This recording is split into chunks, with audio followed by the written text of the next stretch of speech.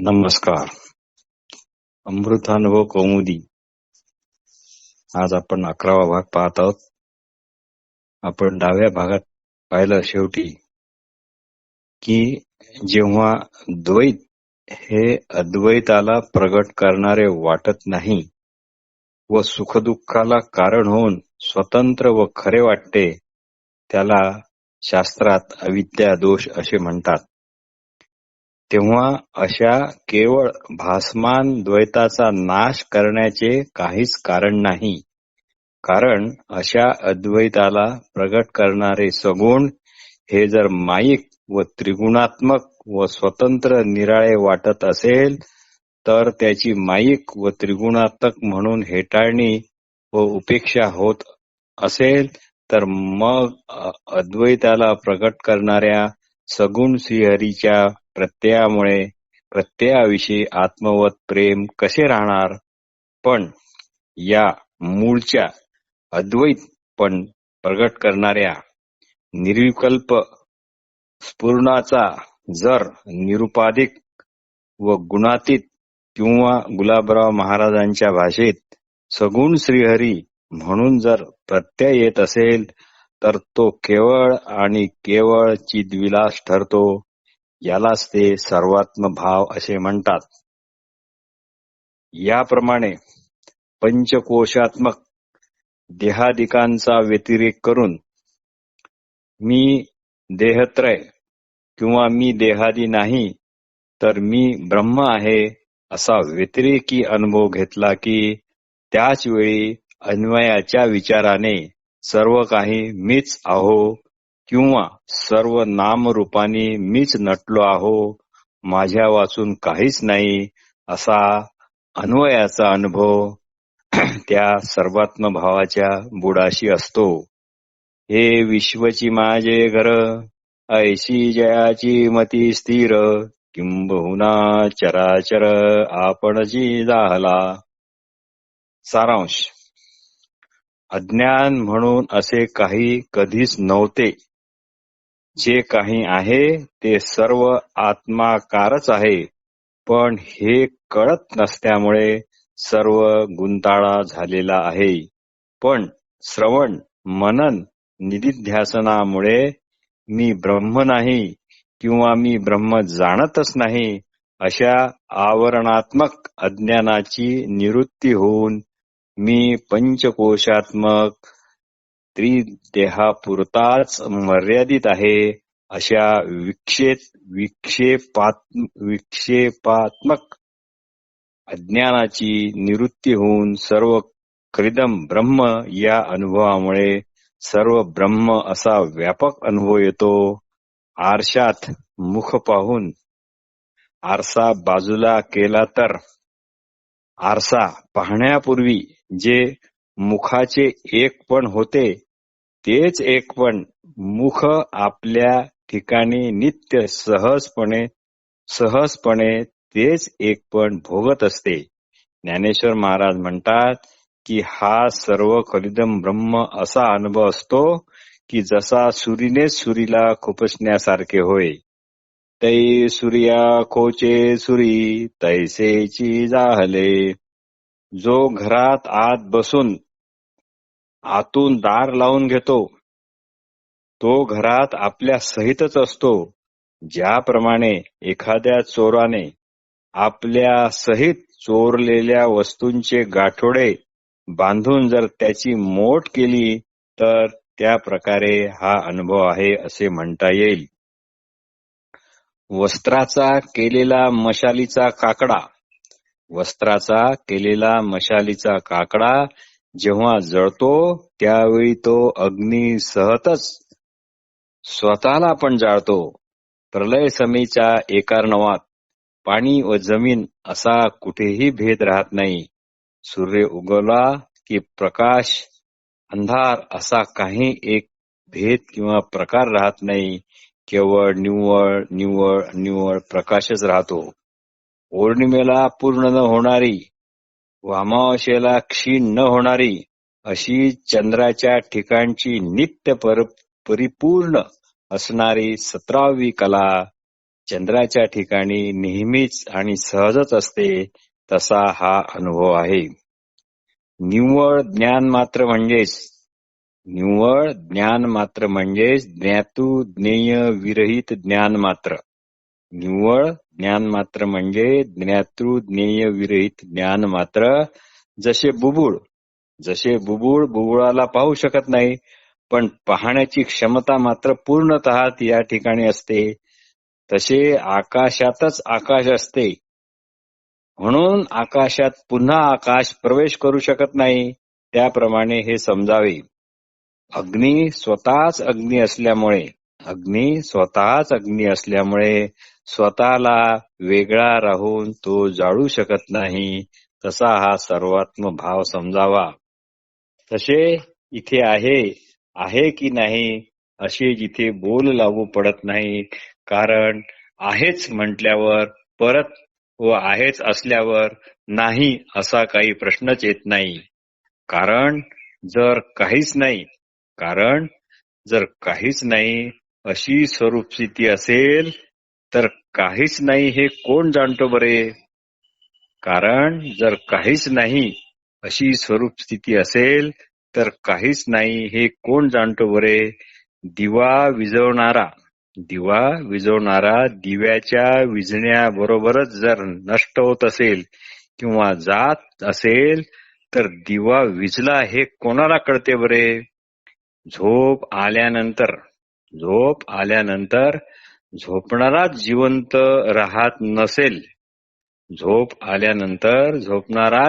राहत नसेल तर गाढ झोपलो हे कोण म्हणणार. तात्पर्य आत्मवस्तू केवळ जाणणे स्वरूपच आहे, असलेपणामुळेच आहे. म्हणून स्वतःला परत जाणण्याचा किंवा इतरांना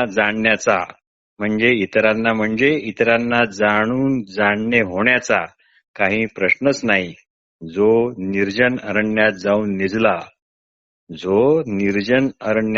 निजला त्याला दुसरा कोणी पाहत नाही व तो स्वतःलाही त्यावेळी काही स्मरत नाही. कारण मी निजलो हे पण स्मरण त्याच्या ठिकाणी नाही, पण तरी पण तो आहे. त्याप्रमाणे आत्मवस्तू समजावी. ती सदा सर्वदा आहे आणि नाही याचाही त्याला काही संबंध नाही, पण ती आहे. अशा दोन्ही शब्दांच्या पार आहे. जो निरंजनी निदेला आणखी नाही देखिला, आपुलाही निमाला आठवूतया. काळ्या रंगाचा काळा माणूस काळ्या काळोखात जर उभा असला तर तो स्वतःच काळा व अंधारात असल्यामुळे स्वतःला दिसत नाही आणि काळोखामुळे इतरांना पण दिसण्याचा काही प्रश्नच येत नाही. पण तरी तो आहेच, तो नाही असे होतच नाही. एखाद्या झऱ्यातील किंवा कुंडातील पाणी कुंड स्वच्छ करण्याकरता जर पूर्णतः काढून टाकले तरी ते पाणी दिसत नाही, परंतु ते तेथे पाणी असतेच असते. याप्रमाणे आपल्या ठिकाणचे असलेपण जे आहे ते आहे नाही अशा प्रकारच्या पलीकडचे आहे. म्हणून वेदांतात जे परब्रह्माचे स्वरूप आहे ते सांगताना श्रुती म्हणतात की ब्रह्माचे जे सच्चिदानंद स्वरूप आहे त्या ठिकाणी हे तीन धर्म परस्पराहून कदापि वेगळे नाहीत. कारण ब्रह्माच्या ठिकाणी हे तीनही धर्म स्वरूपभूत आहेत. कारण ब्रह्माच्या ठिकाणी हे तीनही धर्म स्वरूपभूतच आहेत. ज्ञानेश्वर महाराज म्हणतात की विषाला विषपणा जसा मारक नसतो किंवा कळत नसतो, तशी आपल्या या तीन धर्माची किंवा आहे नाहीपणाची जाणीव आत्मस्वरूपाच्या ठिकाणी अजिबात नाही. सोन्याच्या ठिकाणी तेज, घट्टपणा, मूल्य, वजन इत्यादी गुण असले तरी ते सर्व गुण वेगवेगळे करून हाती धरता येत नाही. कारण कोणत्याही वस्तूचे स्वरूप धर्म हे त्या वस्तूशी समव्याप्त असतात. कारण कोणत्याही वस्तूचे स्वरूप धर्म हे त्या वस्तूशीच समव्याप्त असतात. अशा या ब्रह्माला श्री गुलाबराव महाराज सगुण श्रीहरी म्हणतात. हरिपाठात याच सगुण श्रीहरीची महिमा आहे. परब्रह्माचे जेव्हा केवळ सत्तारूप म्हणून वर्णन असते, परब्रह्माचे जेव्हा केवळ सत्तारूप म्हणून वर्णन असते तेव्हा त्याला निर्गुण म्हणतात. आणि निर्विकल्प निरुपाधिक स्मरणरूप म्हणून जेव्हा वर्णन असते तेव्हा ते शक्तिर्विभाव अशा स्वरूपाचे असते. म्हणून एकनाथ महाराज म्हणतात, चित्पद ही मायाशक्ती आहे. चित्पद ही मायाशक्ती आहे. सर्व जगाच्या बुडाशी अधिष्ठान रूपाने असणारी तत्वस्तूच चित्पण आहे. सर्व जगाच्या बुडाशी असणारी अधिष्ठान रूपे असणारी तत्वस्तूच चित्वस्तू आहे व स्वप्रेमाने ती सदैव निरुपाधिकरित्या स्फुरत असल्यामुळे ती आनंद रूपही आहे. कारण फरक इतकाच की प्रेमात जाणीव स्फुरत नसल्यामुळे तेथे जाणीव नेणीव रहित फक्त एक मात्र निरुपाधिक निर्विकल्प स्फुरणच असते. त्याला सगुण श्रीहरी असे गुलाबराव महाराज म्हणतात. या अनध्यस्थ रूपी सगुण साकार रूपात हे निर्गुण सत्पद असून साकारत्व हे चित्पद आहे व हे दोन्ही पण एकच सगुण श्रीहरी सामावलेले आहेत. म्हणून सगुण श्रीहरी हा सगुणी आहे आणि निर्गुणी आहे, साकारही आहे आणि निराकारी आहे व हीच खरी सहजावस्था आहे. या सहज स्थितीत प्रेमच प्रेम मुख्य असल्यामुळे तेथे जाणीव नाही. म्हणजे आपल्याला आपल्या असणेपणाची जाणीव नाही तरी पण आपण नसावे असे कधीच कुणाला वाटत नाही. यालाच म्हणतात सहज स्थिती, यालाच म्हणतात प्रेमैक्य. या सहज स्थितीत प्रेमच मुख्य असल्यामुळे तेथे जाणीव नाही. तेथे फक्त प्रेम व आनंदच आहे. शुक्ल पक्षात चंद्राच्या 16 कला असतात. शुक्ल पक्षात चंद्राच्या 16 कला असतात व एक दिवस त्या वाढत वाढत राहतात. प्रत्येक दिवशी त्या वाढत वाढत जातात. पण चंद्राच्या दृष्टीने चंद्राच्या 16 कलाही त्याच्या ठिकाणी ह्या नेहमीच्याच असतात. त्याची ती सहजावस्था असते. चंद्र सदा 16 कळी चंद्रच असतो. चंद्राची वाढ किंवा ऱ्हास चंद्राच्या दृष्टीने नसतात. चंद्र सदा 16 कळी चंद्रच असतो. चंद्राची वाढ किंवा ऱ्हास चंद्राच्या दृष्टीने काहीही नसतात. थेंब थेंब साचून पाणी जमते, पण पाणीपणाने पाणी हे नेहमी सदैव सहजच पाणीच असते. तो त्याचा सहज स्वभाव आहे. याप्रमाणे जाणणारा व जाणले जाणारे आणि जाणणे हे सर्व एकच आहे. म्हणजेच परब्रह्म केवळ जाणीव स्वरूप किंवा ज्ञान स्वरूप आहे किंवा असलेपणाने आहे हे सिद्ध होते. ब्रह्मवस्तू निराळी व तिची होणारी जाणीव निराळी असा इथे भेद नाही. ब्रह्मवस्तू निराळी व तिची होणारी जाणीव निराळी असा भेद नाही. यालाच वेदांतात नित्यदृष्टी असे म्हणतात. यालाच वेदांतात नित्यदृष्टी म्हणतात.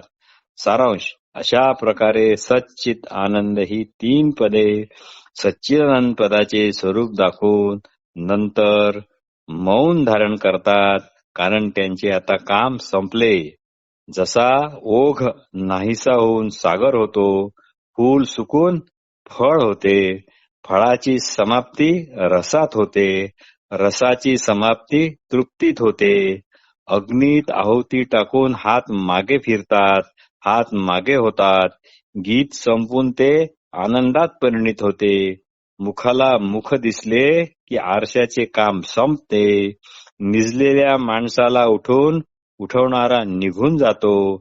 या सर्व गोष्टींचे तात्पर्य एकच आहे की द्रष्टा दृश्य दर्शन हे तो पर्यंतच राहतात जोपर्यंत सच्चिद आनंद ही 3 पदे आपल्याला भिन्न भिन्न अशी वाटतात. पण द्रष्ट्या वाचून म्हणजे नित्यदृष्टी वाचून दृश्य किंवा दर्शन काही स्वतंत्र निराळे असे काहीही नाही असा बोध झाला की देह इंद्रिय मनबुद्धी इत्यादीची निवृत्ती होते व स्वभावताच जागा असणाऱ्या ठिकाणी निद्रेची किंवा नंतर आलेल्या जागृतीची अशी दोघांचीही जाणीव नसते. कारण स्वभावतः चिन्मात्र ब्रह्मवस्तूच्या ठिकाणी चिन्मात्रपणाची आपलीच आपल्याला जाणीव कशी राहील? कारण चिन्मात्राला जर आपल्या चिन्मात्राची जाणीव होताच जाणीव भिन्न होते. कारण जे स्वभावताच भोगता भोग्य रहित सुखस्वरूप आहे अशी जाणीव तरी कोणाला होणार? म्हणून एकनाथ महाराज म्हणतात, सत्पदते माया चित्पदती माया सत्पदते ब्रह्म. म्हणून एकनाथ महाराज म्हणतात, सत्पदते ब्रह्म चित्पदती माया आनंदपदी जया म्हणती हरी. सत्पदते ब्रह्म चित्पदती माया आनंदपदी जया म्हणती हरी. सत्पद निर्गुण चित्पद सगुण. सत्पद निर्गुण चित्पद सगुण सगुण निर्गुण हरिपायी. तात्पर्य, सगुण श्रीहरीच्या ठिकाणी द्वैत अद्वैत ज्ञान अज्ञान सगुण निर्गुण सुख दुःख असे काहीच वेगळे प्रकारे जाणल्या जात नाही. इथे केवळ निर्विकल्प स्वयंसिद्ध निर्विकल्प असा सच्चिदानंद स्थितीचाच स्वतःला जाणणारी स्थिती असते. पण ती जाणण्याची जाणीव न होऊ देता ज्ञानेश्वर महाराज म्हणतात की डंका वाजविला तर ऐकणारीच्या अंगात देवी येते. डंका वाजविला तर तो डंका जी ऐकते तिच्या अंगात देवी येते. पण ऐकणारीच जर नसेल तर केवळ डंकाच वाजत राहत असेल तर डंका कोणाच्या अंगात येणार? आरशात जर मुखच पाहिले नाही तर ते सन्मुखही नसते आणि विन्मुखही नसते. आरशात जर मुखच पाहिले नाही तर ते सन्मुखही नसते किंवा ते विन्मुखही नसते. ऊस न लावता ऊसाच्या रसाची जी गोडी असते ती केवळ त्यालाच माहीत असते. न लावता ऊसू तो जैसे नि असे रसू तेतीचा मिठांशू तोची जाणे. वीणेचा नाद वीणेतून ध्वनी निघण्याच्या अगोदर स्वतः फक्त वीणेलाच माहीत असतो. त्याप्रमाणे आत्मस्वरूप हे दुसरे म्हणून जाणतच नाही किंवा स्वतः म्हणून सुद्धा जाणत नाही तर ते निरंतर स्वसंवेद्य अशा स्वरूपाचेच असते. ऐन दुपारी आकाशात चंद्र असतो पण तो त्याला त्याचाच माहीत असतो. अग्नीला होणारा काष्टाचा विटाळ संपला की अग्नी काष्टाचा विटाळ होण्याच्या अगोदर अग्नीच्याच ठिकाणी आपला आपणच असतो. आरशा वाचून आपले मुख जसे आपण लक्षात ठेवतो तसा हा प्रकार आहे. आरशा वाचून म्हणजे आरशात पाहिल्या वाचून आपण आपले मुख जसे आपण सदैव लक्षात ठेवतो तसा हा प्रकार आहे. तात्पर्य, चैतन्य हे मुळातच आहे तसेच आहे. चैतन्य हे मुळात आहे तसेच आहे. ते सामान्य नाही आणि विशेष पण नाही. व विशेष पण नाही. यालाच वेदांतात अनिर्वाच्य दशा असे म्हणतात. ब्रह्म व प्रकृती यांचा भेद फक्त शब्द मात्रच आहे. या शब्दशक्तीमुळे सर्व स्थूल सूक्ष्म सृष्टीला स्वतंत्र अस्तित्व आहे असे फक्त वाटते. या शब्दशक्तीमुळेच सर्व स्थूल सूक्ष्म सृष्टीला स्वतंत्र अस्तित्व आहे असे वाटते. पण श्री ज्ञानेश्वर महाराज म्हणतात की शब्द मुळातच स्वतःच आकाश पुष्पाप्रमाणे अत्यंत अभाव रूप आहे. ज्ञानेश्वर महाराज म्हणतात की शब्द मुळात स्वतःच आकाश पुष्पाप्रमाणे अत्यंत अभावरूप आहे, पण तो जगद्रूप फळ पसरवतो हे विशेष. हे किती नवल असे बरे. आपण तरी ख पुष्प शब्दाच्या बाबतीत सांगतात. आपण तरी ख पुष्प परी फळ दे जगद्रूप. आपण तरी ख पुष्प परी फळ दे जगद्रूप. विधी निषेधाच्या वाटा दाखविणारा शब्दच हा जणू मशालजी आहे. विधी निषेधाच्या वाटा दाखवणारा शब्दच हा जणू मशालजी आहे आणि बंध मोक्षाच्या भांडवलाच्या नफ्या तोट्याचा हिशोब ठेवणारा पण हाच आहे. आणि बंध मोक्षाच्या भांडवलाचा नफा तोट्याचा हिशोब ठेवणारा हाच शब्द आहे. तात्पर्य बंध मोक्षात व्यर्थच भांडणे लागतात, पण ते एकमेकाच्या विरुद्ध असे आपल्याला आहेत असे वाटतात. वस्तुतः बंधही नाही आणि मोक्षही नाही. विधी निषेधाची वाटा दाविता हाची दिवटा. बंध मोक्ष कळी कांटा शिष्टू हाची. सारांश ज्ञान दृष्टीने आत्मस्वरूपाच्या ठिकाणी बंध मोक्ष हे नाहीतच, पण हा शब्द जेव्हा अविद्येला सोबत घेऊन येतो तेव्हा खऱ्या ब्रह्मवस्तूला 3 कवडीचीही किंमत राहत नाही. 3 कवडीचीही किंमत येत नाही. न लाहिजे 3 कवडे साच्या वस्तू. न लाहिजे 3 कवडे साच्या वस्तू. ज्ञानेश्वर महाराज म्हणतात की वस्तुतः आपले आत्मस्वरूप हे सदैव सहजच निरुपाधिक म्हणजे आहे तसेच आहे, पण त्याला याची विस्मृती आहे. विस्मृती आहे म्हणजेच काय? याकडे लक्ष नाही एवढेच. ज्याचे याकडे लक्ष नाही त्याला वेदांतात जीव म्हणतात व याच्याच अपेक्षेने साहजिकच शुद्ध निरुपाधिक आत्मस्वरूपाला शिव असे म्हणण्यात येते. हे अतिशय महत्वाचं आहे. याकडे लक्ष नाही त्याला वेदांतात जीव म्हणतात व त्याच्या जीवाच्याच अपेक्षेने साहजिकच शुद्ध निरुपाधिक आत्मस्वरूपाला शिव म्हणण्यात येते. पंचाक्षरी म्हणजे मांत्रिक जसा प्रथम भूतसंचार करवतो व नंतर पुन्हा त्याचा स्वतःच निराश पण करतो, तसे हे आहे.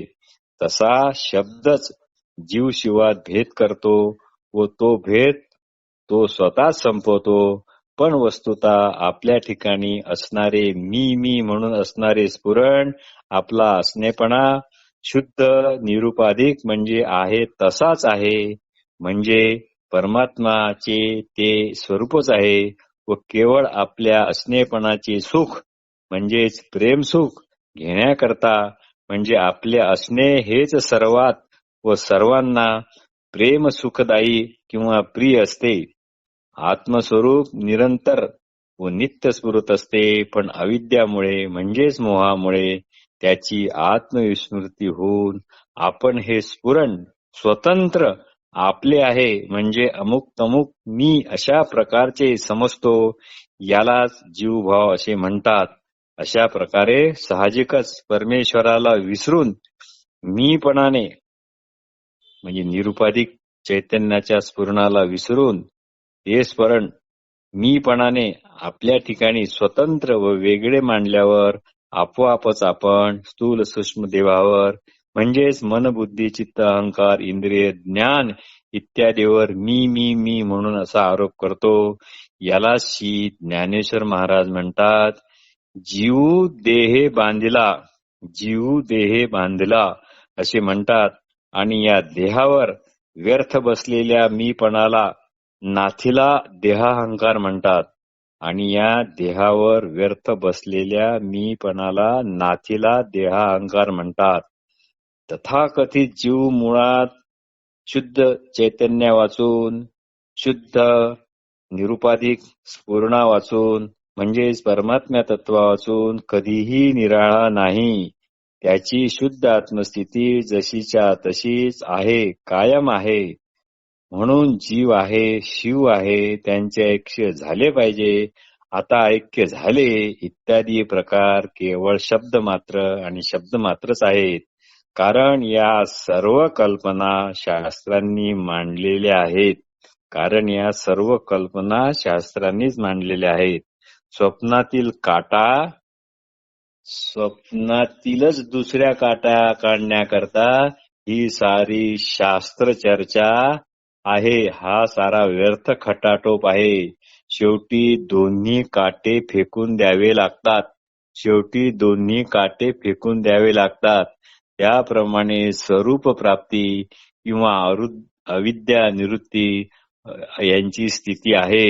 म्हणून स्वप्नातून जागे झाल्यावर काटा रुतला हे जे स्वप्नात वाटत होते तेच मुळात खोटे आहे हे कळाल्यावर काट्याने काटा काढला म्हणून जागृतीत आता बरे वाटते हे पण खोटे ठरते.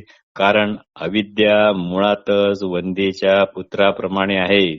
इंद्रधनुष्य जसे दिसते तसे असते, पण त्यावर कुणीही प्रत्यंचा चढवली तर काय होईल बरे. समुद्र प्राशन करणाऱ्या अगस्त्य ऋषींनी जर मृगजळ प्राशन करून दाखवले तरच अविद्येचे अस्तित्व सिद्ध होईल. म्हणजे अग्नीलाही गंधर्व नगरे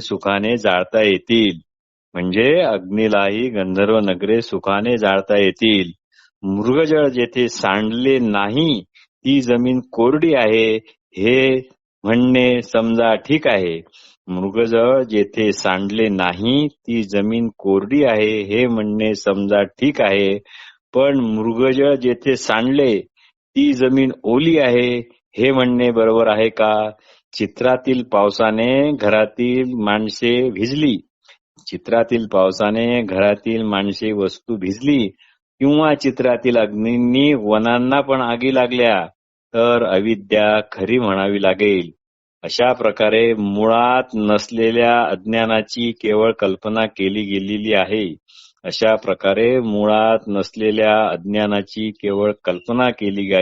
आहे. आणि अशा प्रकारे ज्यांनी आपल्या मुळातच नसलेल्या अज्ञानाची कल्पना केली आहे त्याला जगाचा व स्वतःच्या सच्चिदानंद प्रत्ययावरून जड विनाशी असा प्रत्यय येतो. आणि याकरताच काहीतरी सांगावे लागते आणि बोलावे लागते. याचा अर्थ अज्ञानाविषयी बोलणे होते. म्हणून अज्ञान आहे असा त्याचा अर्थ नाही. व अज्ञान काहीतरी ऐकून अज्ञान गेले आणि अविद्याच्या नाशामुळे आता मी आत्मस्वरूप झालो, मुक्त झालो असे पण नाही. म्हणूनच ज्ञानेश्वर महाराज म्हणतात, जीव देहे बांधिला तो बोले एक सुटला. जीव देहे बांधला तो बोले एक सुटला. आत्मा बोले भेटला आपणया.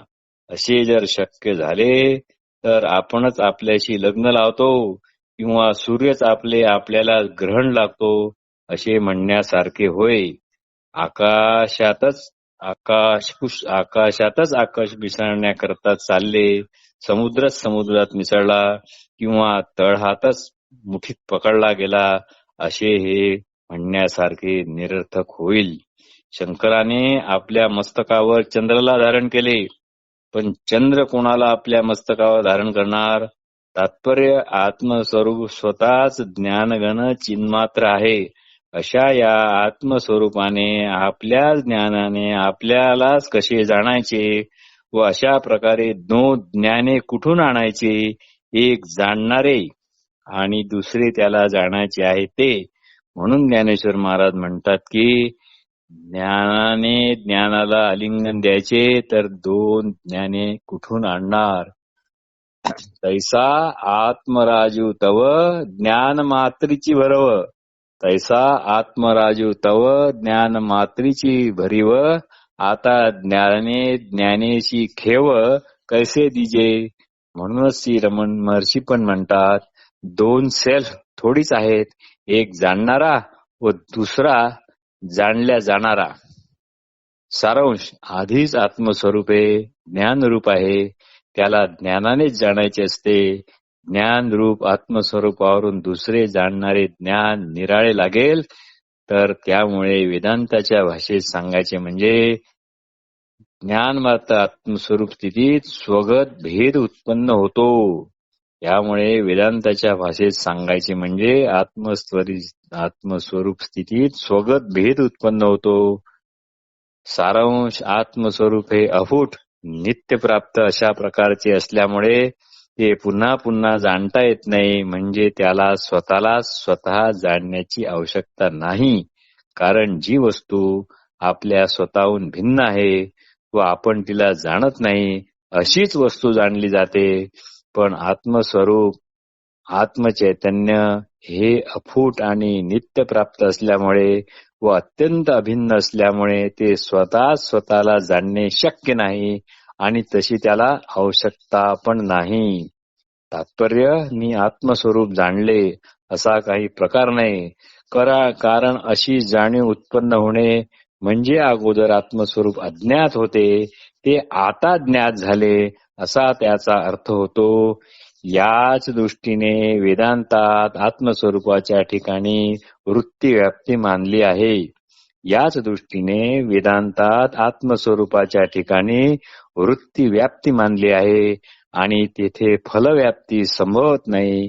व्यवहारात आपण एखादी वस्तू जेव्हा जाणतो तेव्हा आपली वृत्ती तदाकार होते.